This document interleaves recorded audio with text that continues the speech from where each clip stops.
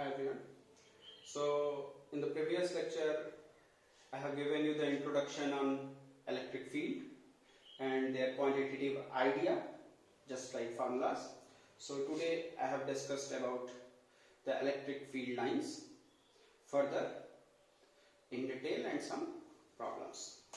So till now we have discussed electric field is force upon Q naught. This is a F. Force is acting on the test charge and Q naught itself a test charge. This is a capital Q. So this is a Q naught. So how much force is exerting on this test charge? This is F and this is Q naught. So F is equal to K Q naught upon R square. So this is KQ upon R square. Okay. So this is the electric field magnitude. What is the direction of the field? Direction of the field. How to find the direction of the electric field? This is very clear. Direction of electric field at any point is the direction of the force acting on the test charge. What I am saying?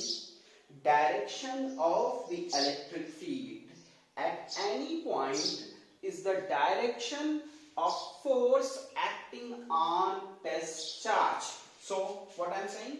I am saying direction of force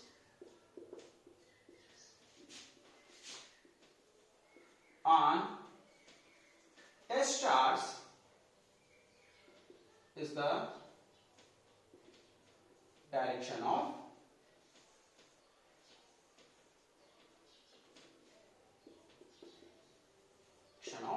electric field at that point. So if you need to find the electric field at that point, so what is the direction of force at that point? That is the direction of the electric field. Let we have a capital Q, here a test charge, this is a plus Q let. So this is a Q naught. Test charge is always positive. Test charge is always positive. This is very clear. This is a universal rule. Test charge is always positive. A scientist can make that test charge is always taken to be a positive. So how much force is acting on this? The force acted by this charge at that point. First thing, we need to find the electric field at that point, and at that point we place a test charge Q naught. So how much force and what is the direction of this force? Direction of this force means how much force is acted by this charge on that charge, and in which direction? This direction, because both are positive, so this charge is repelling. I am saying this plus Q exert the force on test charge in that direction, because both are positive, so this can repel it. So this is the direction of vector F. So the test charge feel the force due to this in that direction. So this is the direction of electric field. So we are saying very clearly vector E is always equal to vector F upon Q naught. So if this is a plus Q, so the direction of electric field is in that direction. If this is a minus Q and here we place a Q naught, this is P, so this is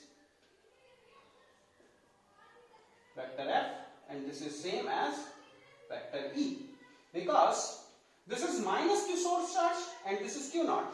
This is negative charge and this is positive charge, so this can attract the test charge, trying to pull towards it. So the force is acting along this direction. So this is same the direction of the electric field. So that's why a positive charge always have field lines outward and a negative charge always have a field lines inward. Again I am explaining these things. A plus Q, the field lines is in this direction. A minus Q, the field lines is in this direction. So due to all these things, because plus Q exerting the force on Q naught outward, minus Q exerting the force on the test charge Q naught and pulling towards him, so that's why the electric field is in this direction. So if we are going to make a diagram, or we say representing the field lines due to the plus Q charge first, so how does we draw a, this is the plus Q. At this point, if we place a test charge Q naught, so the direction of force is this. This is the direction of electric field. At this point, electric field is this. If we are placing, so the direction of force is this. At this point, this.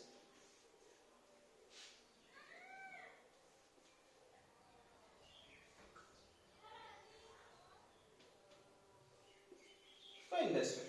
So at each and every point, electric field is outward. These points where you need to find electric field. Okay? But this is the magnitude. The length of this arrow represents the magnitude of the electric field. Very clear, vector E is vector F upon Q naught. So here R is this much, so this force is this much divided by Q naught, and this is this. And we know very clear vector E is equal to KQ upon R square, and here we represent this is through R cap representing the direction. R cap is representing the direction. How we get the R cap? Because vector F is KQQ naught divided by R square and R cap. R cap representing the direction of the force. So this is the vector F, that's why this is R cap. So this way, if we are taking the point just nearby him, so here this R is less. Here this R is more, but here this R is less. If R is less in the denominator, then the electric field is, this is, if R is less, then this magnitude is more, so that's why here the length is more. Here length is also more. Here length is also more.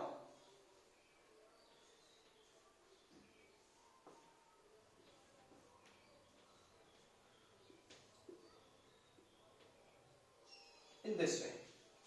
Okay? So this is the diagram which represent the electric field lines at each and every point around the positive charge, but this is not planar. What I am saying, this is not planar. This is in three-dimensionally spherical in shape. In the similar way, what is the diagram for negative charge? Here if you place a point, so if you place a test charge, then in which direction this can exert the force on this test charge? If you place a test charge, so this will try to attract it. This will also tries to attract it. For making a diagram better, if we make a circle and we can represent in this way.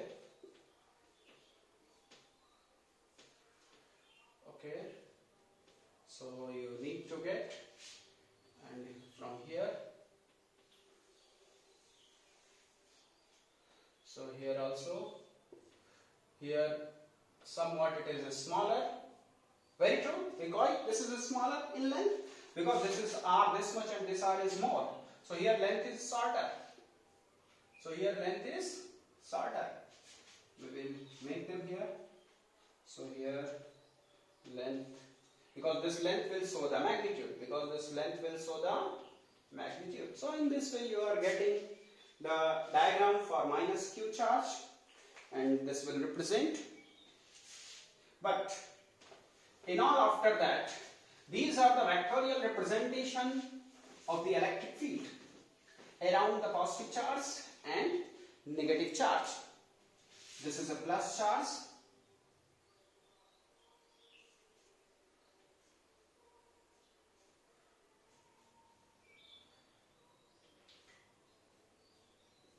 This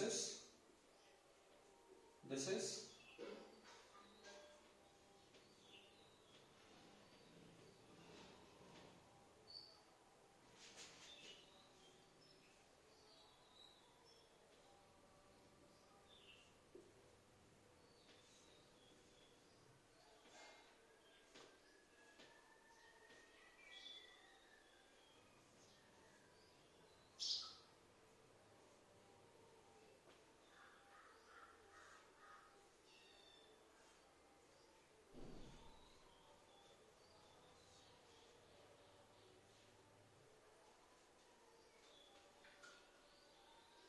So in this way you are getting, sorry, this is for negative charge because the arrows are inward. If we are making for positive charge,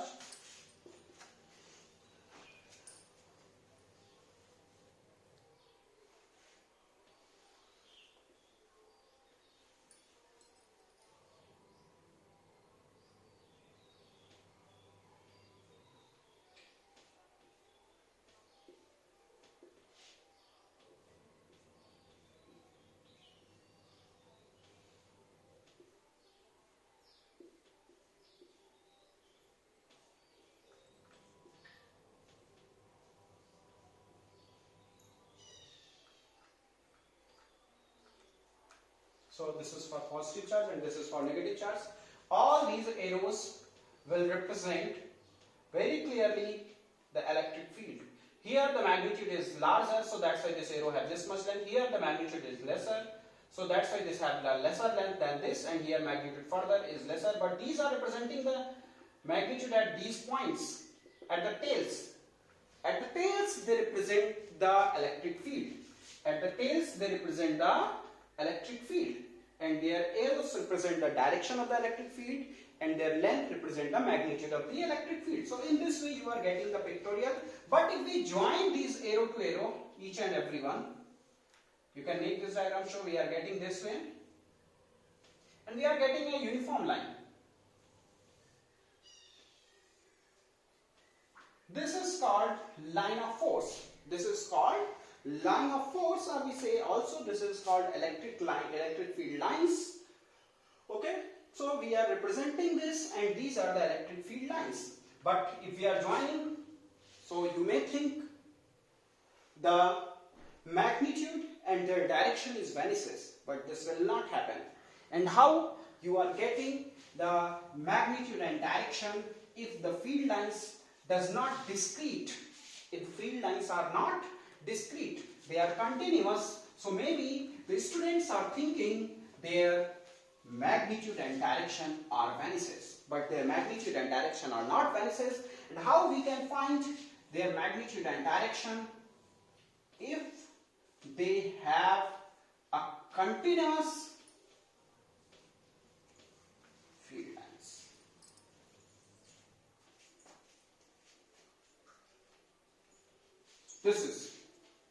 If this is positive, first thing in continuous line, their arrow is outward.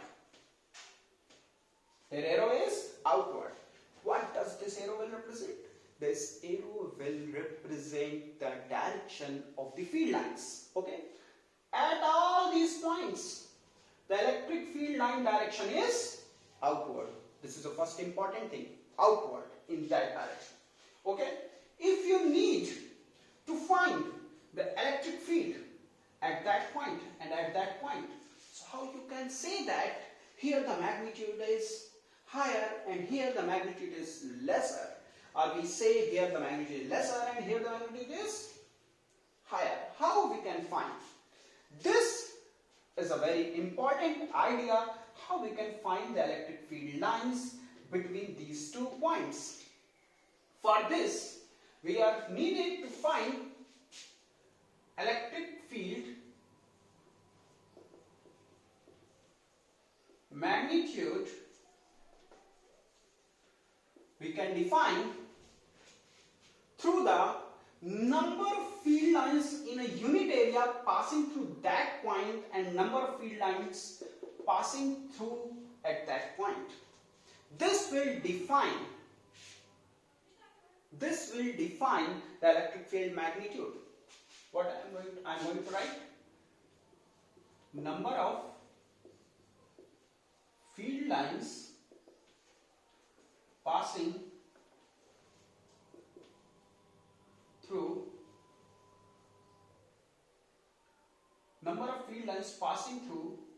a unit area at that point perpendicularly. What is the meaning of this? If we we are making a spherical surface here, so the number of field lines 1, 2, 3, 4, 5, 6, 7, 8. 8 field lines. We have drawn 8. You can draw 100. You can draw 300. You can draw 400. How much you want you can draw. But right now I have drawn only 8. So how much field lines passing through this spherical surface? This have the radius, let RA. And they have the area, surface area is 4 pi RA square. This is a spherical surface. Because if this is a charge, they have the field lines releases everywhere. Spherically they can release. Spherically they can release. Because this is a charge, then they can release field lines this direction. They can release this direction. Everywhere, in every direction they can release. So that's why the surface area is 4 pi RA square. So the magnitude is N. Number of field lines. N is what? Number of field lines divided by surface area. But this surface area must be perpendicular to the field lines. This is very important. This surface area must be perpendicular to the field lines. So N upon this. This will represent the electric field magnitude. Okay? So here N divided by 4 pi RA square. If we are making here, we also draw. They have the radius is RB. So what is the magnitude? Here A, here magnitude is B. This will also represent the magnitude. What is the formula? N, number of field lines. This is same, divided by surface area. So this is N divided by 4 pi RB square. Where the value is larger. Here also 8. For this surface area, how many field lines is passing? The same number of field lines. 1, 2, 3, 4, 5, 6, 7, 8. They are getting anyone? 10? No. The same magnetic field, same electric field lines are passing. Here also 8, here also 8. So 8 divided by 4 pi RB square, 8 divided by 4 pi RA square. So here surface area is lesser radius. Here surface area is larger radius. So this will have N is constant for both the surface areas. But this will have a larger surface area, this will have a lesser surface area, this will have a lesser, this will have a larger. So that's why we say EA must be greater than EB, because RA less than RB. RA is in denominator. So in this way you are getting the things. So that's why the electric field magnitude is far away from the charge is lesser and the fear is higher. So we can find in this way that how many number of field lines passing through the surface area in perpendicularly. So in this way you can find the magnitude, and arrow represent the direction. So this is the way through which you can do the things.